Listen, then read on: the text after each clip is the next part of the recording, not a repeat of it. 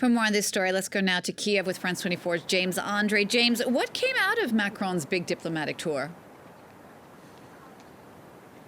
Well, what came out basically is that Vladimir Putin has accepted, according to the French president, to pause this military escalation. Basically, Vladimir Putin explained that he would not be behind any further escalation. This is what he said to Emmanuel Macron. And indeed, Emmanuel Macron seems to have laid the first building block of long and complex negotiations in order to reshape the whole of European defense accords and alliances in order to give Russia some of what it wants, and that is security at its borders. But indeed, Vladimir Putin was quite clear during that press conference. For him, it is NATO that has been pushing forwards toward Russia and not the opposite. So a lot of question marks there as to what Emmanuel Macron actually put on the table and where this will be leading, because what Emmanuel Macron also said is that this would be long and arduous negotiations that would require creativity, and that indeed these were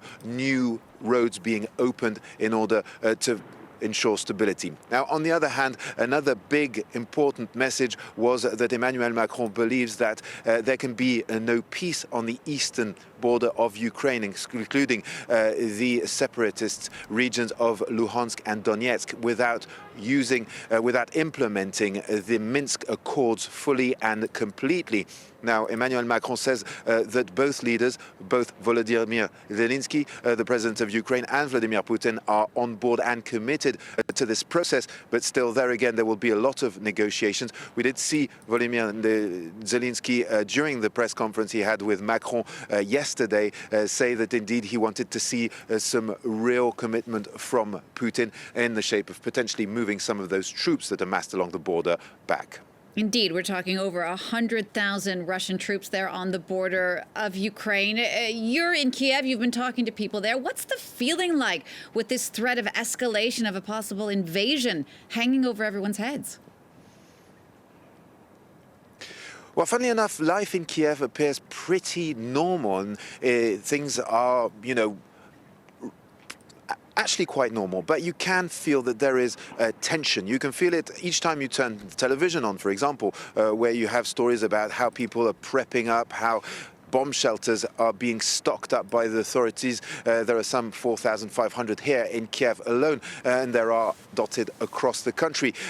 You can also see it with the fact that firearm sales are rising sharply. Also, for example, if you open one of the newspapers, yesterday, there was an article about what paperwork you need in order to exit the country with your car. People are also writing about what you should take with you if you have to leave your house. So very much a kind of tense atmosphere in people's, psyche, but still pretty normal on the ground. That's what I can tell you. Now, the other thing is indeed Vladimir Putin has committed to no further escalation with Emmanuel Macron, but what we are seeing is that what was already planned is taking place. There will be military drills on the other side of the border in Belarus. That's for the Russians, but the Ukrainians also are having big military maneuvers starting on the 10th of February. They will be testing the new Turkish drones they have received, as well as Washington and London